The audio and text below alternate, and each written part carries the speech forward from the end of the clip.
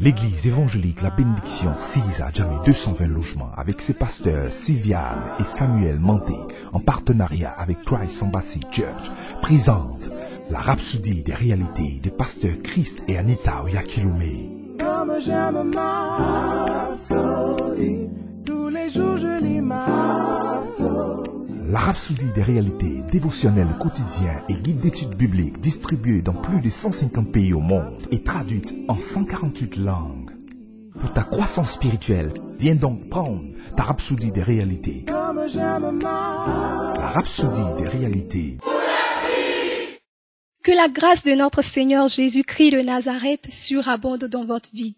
Merci d'être toujours aussi nombreux et fidèles à suivre votre méditation quotidienne qu'est la rhapsodie des réalités sur Béni TV. Sachez-le, je suis aujourd'hui ravie de partager ce moment avec vous et la rhapsodie des réalités est un dévotionnel quotidien écrit par les pasteurs Christ Oyakhilome et son épouse Anita Oyakhilome de l'église Church Embassy Christ, dont l'église évangélique La Bénédiction est partenaire. Aujourd'hui, pour ce dévotionnel, je suis avec Martial Quadio, secrétaire au département jeunesse de l'église évangélique La Bénédiction, pour parler d'un terme aussi important que le pasteur Christ a bien voulu développer pour nous, à savoir, vous devez être juste pour vivre intègre. À tout de suite.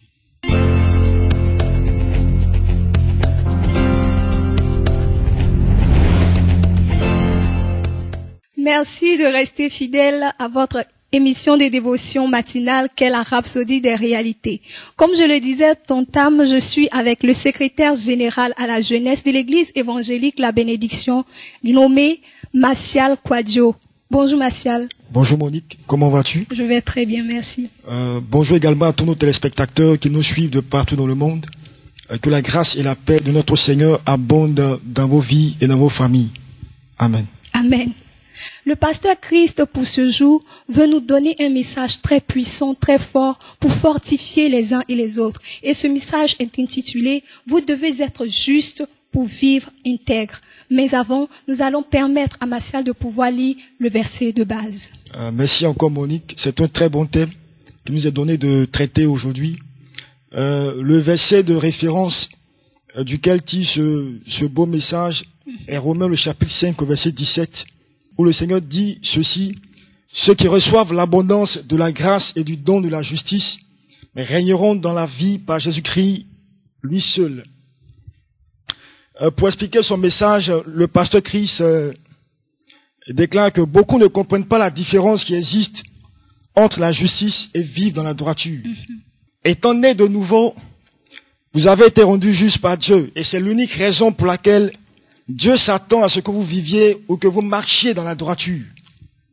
Il ne s'attend pas à ce que celui qui n'est pas justifié vive dans la droiture. Amen. La religion enseigne le contraire. C'est-à-dire, si vous vivez dans la droiture, alors Dieu vous justifiera. Ce n'est pas ce que la parole de Dieu enseigne. Certains disent, si vous pouviez simplement vivre dans la droiture, alors Dieu vous accepterait.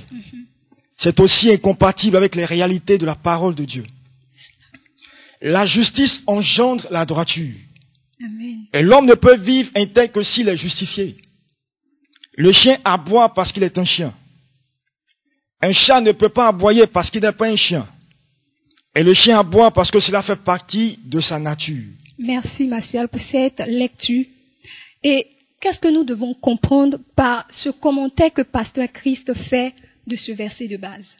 Ce qu'il faut d'abord comprendre, c'est que la Bible déclare dans le livre de Romains, le chapitre 5, que par un seul homme, le péché est entré dans le monde.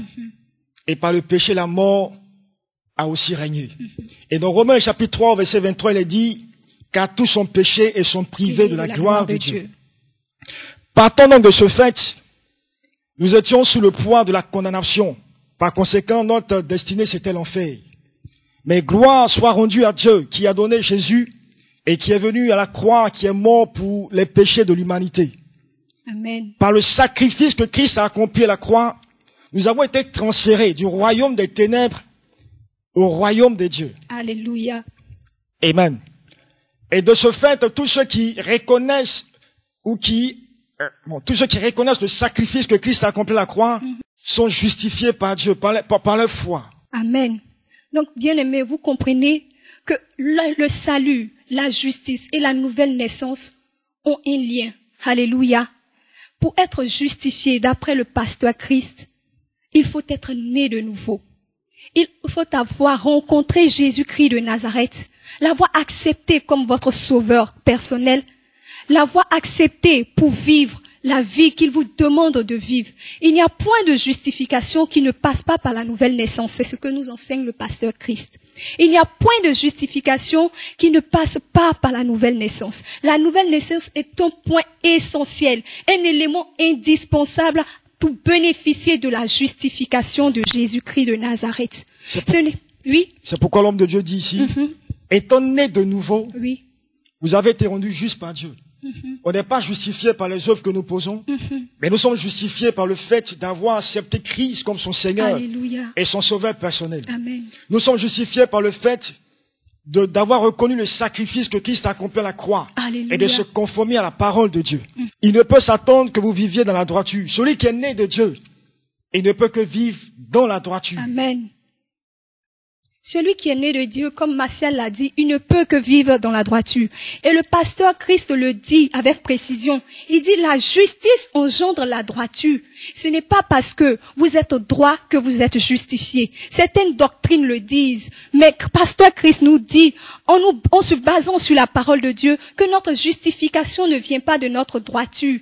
Ce n'est pas parce que tu ne bois pas, ce n'est pas parce que tu ne manges pas des mets sacrifiés aux idoles, c'est cela. Ce n'est pas parce que tu ne vas pas dans les boîtes de nuit que tu es justifié. Non, frères et sœurs. Ce n'est pas parce que tes parents ont été pasteurs, que ta mère a prophétisé pendant des années dans l'église que tu es justifié. Notre justification vient de Jésus-Christ de Nazareth et non de notre droiture. Exactement. Notre justification tire son sens dans le fait que nous reconnaissions le sacrifice que Jésus a accompli à la croix. Alléluia. Tu peux certainement ne pas voler. Tu peux te dire, je ne vole pas, je ne mens pas, je ne fume pas.